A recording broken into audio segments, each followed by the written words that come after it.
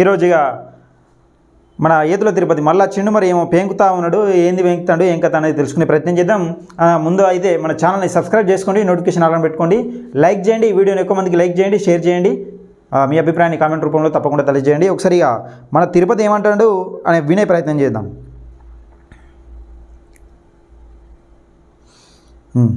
చెప్పు తిరుపతి.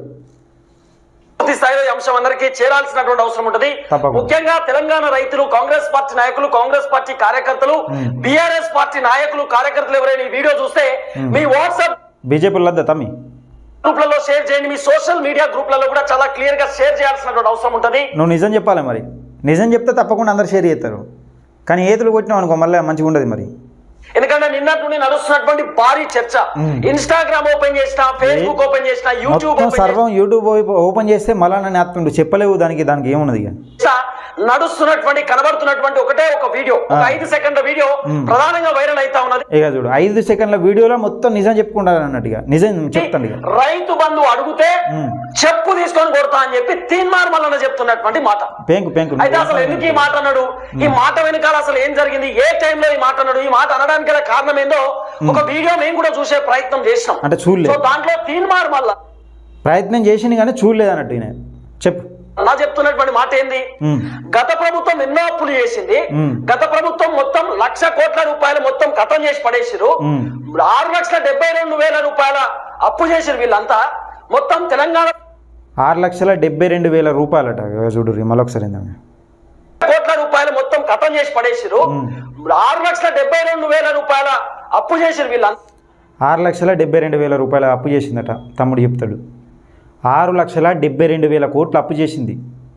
తమ్మి ఎట్లా తమ్మి నువ్వు అన్ని ఏతులు చెప్తే ఎట్లా తమ్మి నాకు అర్థం కాదు. కానీ మొత్తం తెలంగాణ ప్రజల సొమ్ము మొత్తం దోచుకున్నారు. రైతు బంధు అంటే ఎక్కడికి వెళ్ళి ఇస్తామని చెప్పి తీన్మార్ మల్లన్న చెప్తున్నటువంటి మాట. సరే, ఆయన మాట్లాడినటువంటి మాట ఏంది, ఆయన చెప్పినటువంటి ముచ్చట ఏందో ఒకసారి మీకు ఒక వీడియో కూడా వినిపించేటటువంటి ప్రయత్నం చేస్తా. దీంట్లో తీన్మార్ మల్లన్న, రజనీ కుమార్ అన్న, సుదర్శన్ అన్న ముగ్గురు కూడా ఉన్నారు. సో ఆయన నాకు తెలిసి ఆయన బర్త్డే రోజు అనుకుంటే ఈ మాట మాట్లాడింది ఆయనే. సో ఏది ఏమైనా రైతు బంధు అడిగితే చెప్పుదని కొడతా అని చెప్పి తీన్మార్ మల్లన్న నువ్వు చెప్పినావు కదా, ఆ మాట చెప్పిండట. ఇక చెప్పుతాం మీ పురాగా నువ్వు ఏంతనే చెప్తావు, నువ్వు ఏదులు మంచిగా వెనక్కి తీసుకో అంటున్నావు. మీరు మాట్లాడాలి, మీరు క్వశ్చన్ చేయలే. కాంగ్రెస్ పార్టీకి సంబంధించినటువంటి ప్రతిపక్షంలో ఉన్నప్పుడు మీరు బీఆర్ఎస్ పార్టీని 30 పెట్టలే, క్వశ్చన్ చేయలే. మీరు భాజపా రైతు బంధు రావాలని రైతులు కూడా అడుగుతా ఉన్నారు, మాకు కూడా కాల్స్ చేస్తున్నారు. అంటే రైతు బంధు ఈయనకు చాలా మంది కాల్స్ చేస్తా ఉన్నారు, తిరుపతి రైతు బంధు ఏది, తిరుపతి రైతు బంధు ఏది అని కాల్ చేస్తా ఉన్నారు.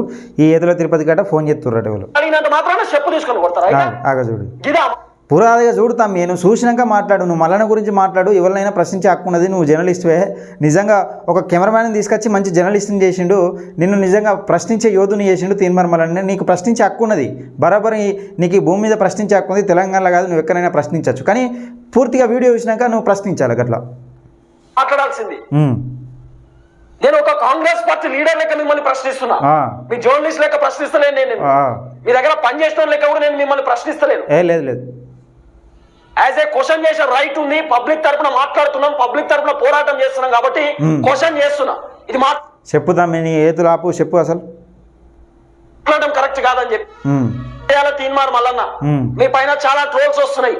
మీకు నేను సూచన ఇస్తున్నా, నేను మీ దగ్గర పనిచేసిన కాబట్టి ఇప్పటికైనా చెప్తున్నా, ఆలోచన విధానం చేంజ్ చేసుకో. ఇప్పటికన్నా ఈ మాటలు బంద్ చేసి కేసీఆర్ తెచ్చిన ఓకే, కేసీఆర్ విధానాల పైన తెచ్చిన ఓకే, రేవంత్ రెడ్డిని కూడా గతంలో తెచ్చిన ఓకే. ఇప్పుడు ఏంటి రైతులని ఏమంటున్నావు నువ్వు, రైతు బంధు అడిగితే చెప్పు తీసుకొని కొడతా గివా. మిత్రులారా, అసలు తీన్మార్ మల్లన్న ఏమన్నాడు, నిజంగా ఏతుల తిరుపతి ఏం మాట్లాడతాడు అనేది వినే ప్రయత్నం చేద్దాం. ముందుగానైతే తీన్మార్ మల్లన్న ఏం మాట్లాడిండు, నిజంగా రైతుల గురించి ఏం మాట్లాడిండు, అసలు కల్వకుంట్ల కుటుంబం గురించి ఏం మాట్లాడి అనేది వినే ప్రయత్నం చేద్దాం. ముందుగా కేసీఆర్ కుటుంబాన్ని ఇప్పుడు చెప్తా ఉన్నా, రైతుల సంపద దోచిన కేసీఆర్ కుటుంబాన్ని చెప్పు తీసుకొని కొట్టాలని చెప్తా ఉన్నా. విన్నారా? 1,00,000 కోట్ల అప్పు చేసి 6,72,000 కోట్లు అప్పు చేసి నిజంగా ఉన్నది ఊడ్చిపెట్టి గవర్నమెంట్కు నిజంగా ఖాళీ ఖజానాతో అప్పచెప్పారు. ఇప్పుడు ఏర్పడిన కాంగ్రెస్ ప్రభుత్వానికి ఖాళీ ఖజానాతో అప్పచెప్పి ఇప్పుడు ఏం తెలియనట్టు రైతు బంధు ఇస్తలేడు కేసీఆర్, అది రైతు బంధు ఇస్తలేడు రేవంత్ రెడ్డి అని అడుగుతున్నారని చెప్పు తీసుకొని కొట్టాలి బీఆర్ఎస్ నాయకులని. అంటే రైతులను చెప్పు తీసుకొని కొట్టాలని దాన్ని కట్ చేసి, అంతమంది కట్ చేసి రైతులను చెప్పు తీసుకొని కొట్టాలని అన్నాడని వీళ్ళు డ్రామాలు ఆడుతూ ఉన్నారు. ఒకసారి ఇది పూర్తిగా వినే ప్రయత్నం చేయండి. ఏం చేసి ఆడికి బిట్టు కట్ చేసి రైతులను తిట్టిండు మల్లన్న అని చెప్పేసి మీరు ఎప్పుడైనా మాట్లాడిరా? ఇప్పుడు మాట్లాడే జర్నలిస్టులు ఎప్పుడైనా మాట్లాడిరా? రైతుల గురించి మాట్లాడారా? ఏమైనా ధర్నాలు చేసిరా, లేకపోతే రాస్తారోకోలు చేసిరా, లేకపోతే రైతుల గురించి కొట్లాడిరా? రైతుల గురించి నిజంగా ఎప్పుడు ఏ కాలంలో మాట్లాడారు? ఇప్పుడు అసలు బీఆర్ఎస్ పరిపాలన హయాంలో, బీఆర్ఎస్ హయాంలో నిజంగా మీ మీద ఎన్ని కేసులు అయినాయి, ఎన్ని రోజులు జైలు ఉన్నారు? నిజంగా అసలు కేసీఆర్ మళ్ళీ మీరు ఈ విధంగా ప్రశ్నించురా? ఇదే ఎక్కడ వీళ్ళు మళ్ళీ పోటీ చేయకుండా వీళ్ళ ఆస్తులన్నీ జప్తు చేయాలి. తెలంగాణ రాష్ట్ర ప్రజలు ఇగో మన సంపద ఎటుపోయిందంటే ఇగో ఇటుపోయింది. ఎటుపోయినా పైసలు ఏమైపోయినా అంటే ఇగో ఇటుపోయింది. రైతులకు రావాల్సిన రైతు బంధు పైసలు దిగిపోయేటప్పుడు కాంట్రాక్టర్ల చేతిలో పెట్టిపోయాడు కేసీఆర్. ఇది ముచ్చట. రైతులకు రావాల్సిన రైతు బంధు డబ్బులను దిగిపోయేటప్పుడు కాంట్రాక్టర్ల చేతిలో పెట్టిపోయిండు. మళ్ళీ ఒకసారి అడిగితే చెప్పు తీసుకొట్టుకుంటారని చెప్పిండు. ఎవరిను? బీఆర్ఎస్ నాయకులను. దాన్ని వక్రీకరించి రైతులను చెప్పుతో కొట్టాలన్నాడు తీన్మార్ మల్లన్న అని ఓ డ్రామాకు తెరలేపుతా ఉన్నారు. తిరుపతిగా తెలుసుకోరా ముందుగా ఏది మాట్లాడాలన్నా ఏది మాట్లాడొద్దన్నా తెలుసుకొని ఒకసారి మాట్లాడుకుందాం. అది కూడా మాట్లాడుకుందాం. అసలు తీన్మార్ మల్లన్న నువ్వు అంతగానో మాట్లాడుతున్నావుగా, తీన్మార్ మల్లన్న నీ గురించి ఏం చెప్పిండు, ఏం కథ అనేది కూడా వినే ప్రయత్నం చేయండి ఒకసారి. విషయం ఏంటంటే పొంగులేటి సీనన్న తోటి మరి కాసేపు ఈ ఏతుల తిరుపతి ఇట్లా చేతులు కట్టుకొని అన్న నాకు సబ్స్క్రైబర్స్ కావాలని ఆడికి క్యూ న్యూస్లోకి పోతే ఒకసారి మల్లన్న గుణం ఏంటిదన్నా చూడండి. మాట్లాడే ముందు ఇగో తమ్ముడు తిరుపతి మన దగ్గరే పనిచేసిండు సార్. అయితే సొంతంగా తన కాలం మీద తను బ్రతకాలన్న ఉద్దేశంతో తను ఒక ఛానల్ పెట్టుకున్నాడు. అయితే ఆ ఛానల్ పైన రాష్ట్ర ప్రభుత్వం కుట్ర పన్ని ఆ ఛానల్ ని డిస్టర్బ్ చేసే కార్యక్రమం ఉంది. అది ఒకసారి ఓపెన్ చేయి. ఇదేగా ఎక్కడుంది? అతడు ఛానల్ ని డిస్టర్బ్ చేసే కార్యక్రమంలో ఈ రాష్ట్ర ప్రభుత్వం ఉంది. ఒక వీడియోస్ కూడా అప్లోడ్ కాకుండా దీని వెనకాల ఒక టీం వర్క్ చేస్తా ఉంది. క్యూ న్యూస్ డిస్టర్బ్ చేయడానికి కూడా శత విధాల ప్రయత్నం చేశారు. కానీ అది నేను చెప్పిన ఇప్పటికి కూడా చెప్తా ఉన్నా, కేసీఆర్ చనిపోవాలి, తీన్మార్ మల్లన్న చనిపోవాలి, కానీ క్యూ న్యూస్ చనిపోవాలి.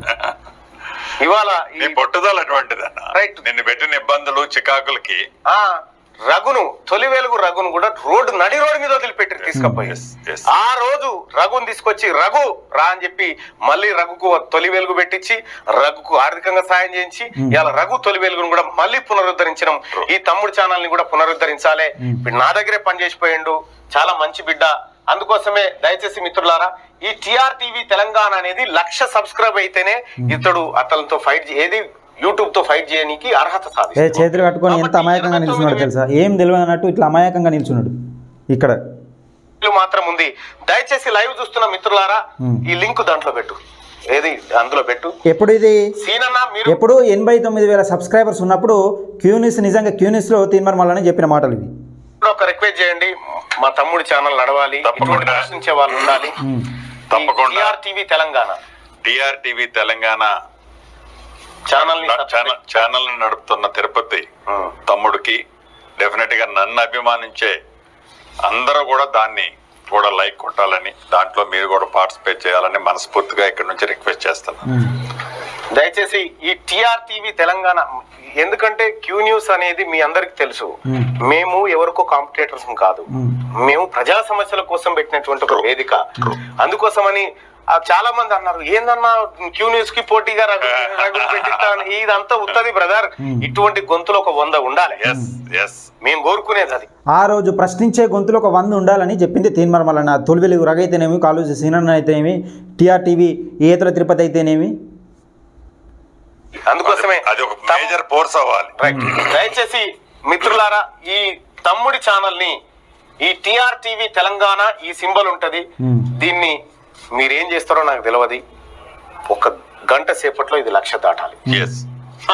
గంట సేపట్లో 1,00,000 సబ్స్క్రైబర్స్ దాటాలి. నా తమ్ముడు సగర్వంగా నిలబడాలి. మళ్ళీ తమ్ముడు బాగా గర్వంగా నిలబడ్డాడన్న, చాలా గొప్పగా నిలబడ్డాడు. ఎందుకంటే నిజంగా నిజమేదో అబద్ధమేదో తెలియకుండా ప్రచారం చేసేంత గొప్పగా నిలబడ్డాడు. ఒకసారి నిజంగా ఏతుల తిరుపతి మళ్ళీ మాట్లాడుతాను అన్నది ఈయనే ప్రయత్నం చేద్దాం.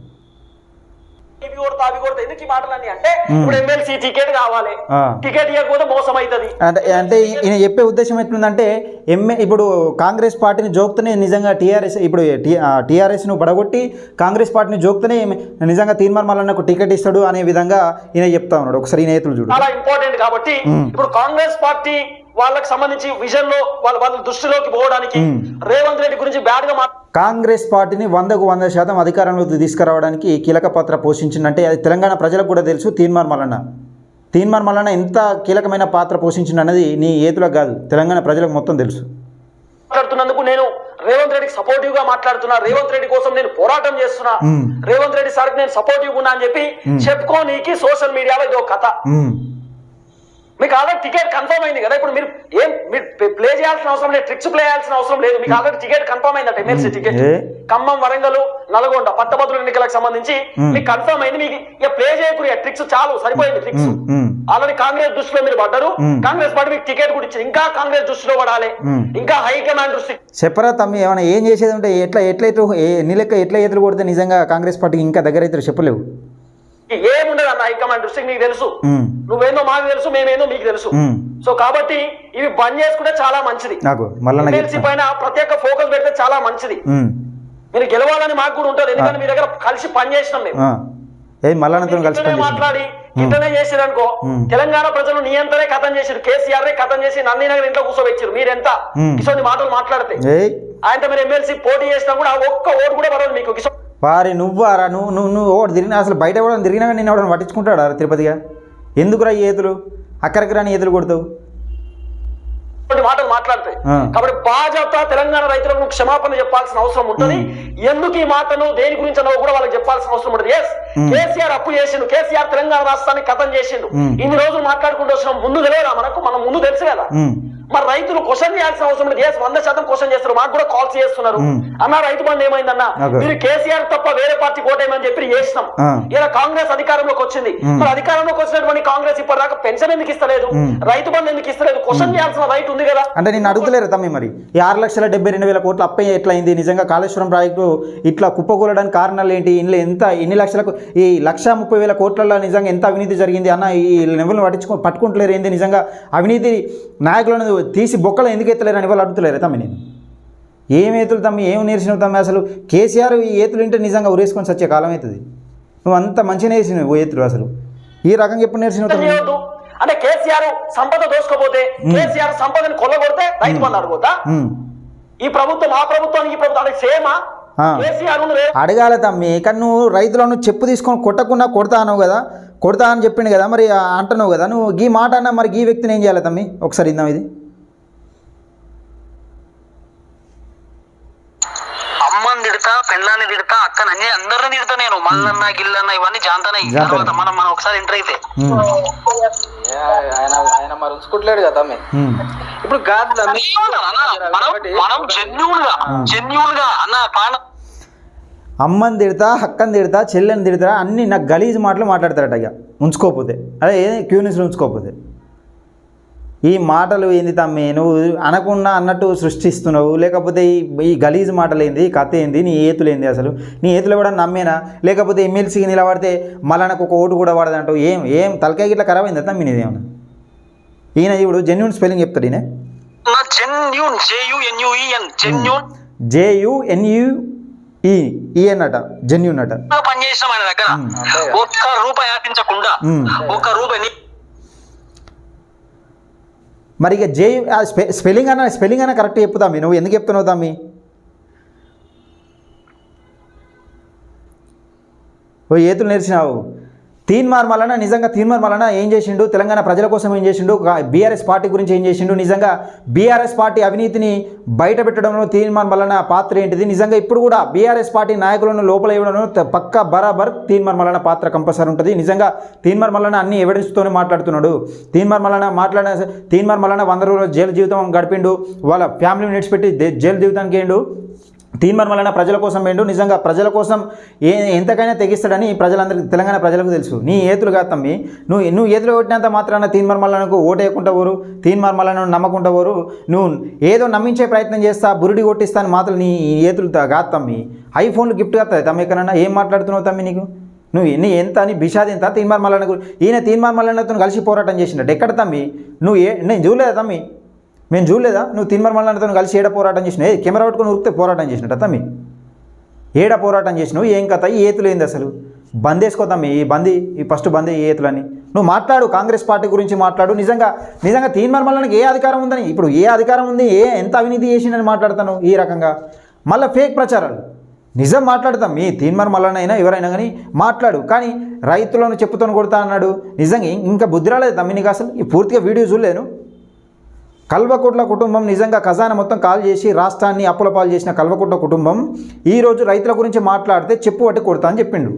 అది అర్థం చేసుకోలేక నువ్వు తీన్మార్ మల్లన్న రైతుల నుంచి చెప్పుతున్నావు. ఎవరును తెలంగాణ ప్రజలను ప్రక్కదో పట్టించడానికి నువ్వు మాట్లాడేది? ఇది బందేసుకోదాం మీ నేతలు ముందుగల. మిత్రుల ఈ వీడియోని లైక్ చేయండి, షేర్ చేయండి, మీ అభిప్రాయాన్ని కామెంట్ రూపంలో తెలియజేయండి. తప్పకుండా మన ఛానల్ అయితే సబ్స్క్రైబ్ చేసుకొని నోటిఫికేషన్ ఆన్ పెట్టుకోండి.